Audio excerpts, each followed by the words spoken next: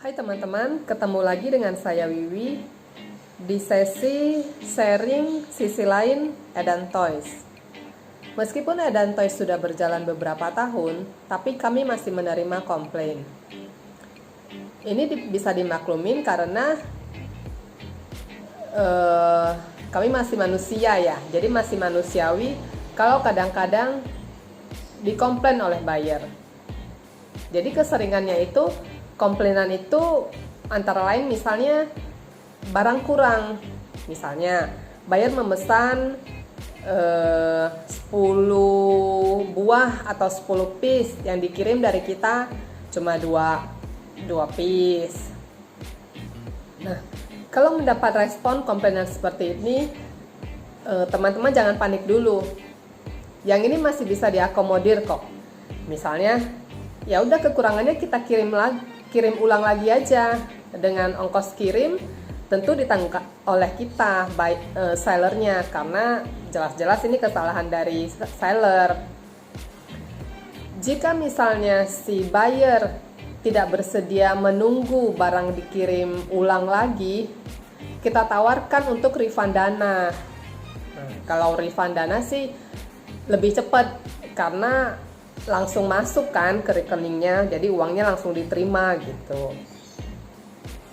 Atau mungkin yang sering dikomplain juga, barang salah kirim. Si buyer mintanya barang A, yang kita kirim malah barang B. Nah, yang kayak gini agak repot karena kita harus minta tolong si buyernya untuk kirim ulang barang yang salah itu. Jadi si buyer kita repotin dengan barang yang dia terima tapi salah itu, minta dia kirim ulang ke kita. Ya tentunya ongkos kirim dia harus kita yang tanggung karena ini kesalahan kita. Nah, kita sendiri juga harus kirim ulang barang yang sebenarnya dia mau.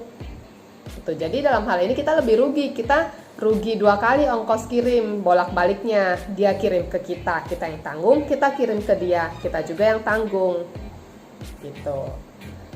Kemudian ada juga komplainan yang kita terima itu, misalnya dia pesan 10 barang berbeda, tapi kita malah kirimnya cuman 8 barang berbeda. 2 barang lagi ketinggalan nih. Nah, yang ini responnya tentu nggak jauh beda dengan misalnya refund uangnya atau kekurangannya kita kirim ulang. Nah, yang sering dihadapin sama Edan Toys, kebanyakan 3 kesalahan ini berulang-ulang. Tentu ini menjadi bahan pertimbangan kita ya, yang harus kita evaluasi. Kenapa sih bisa salah? Kenapa sih bisa kurang? Nah, kalau boleh sharing nih bagi teman-teman yang mungkin mengalami hal yang sama, penanganan dari komplainan seperti ini di Edan Toys kita mencoba mencegahnya dengan cara double checker. Jadi misalnya satu pesanan itu sebelum di packing harus melewati 2 pintu dulu.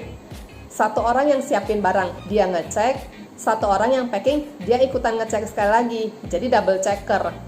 Ini bisa mencegah karena udah ngelewatin 2 pintu, 2 kepala. Kemudian juga kalau misalnya kayak tadi dikomplain minta barang A dikirim barang B, sebenarnya barang A dan barang B ini adalah 2 barang berbeda. Tapi kadang-kadang ada barang yang identik.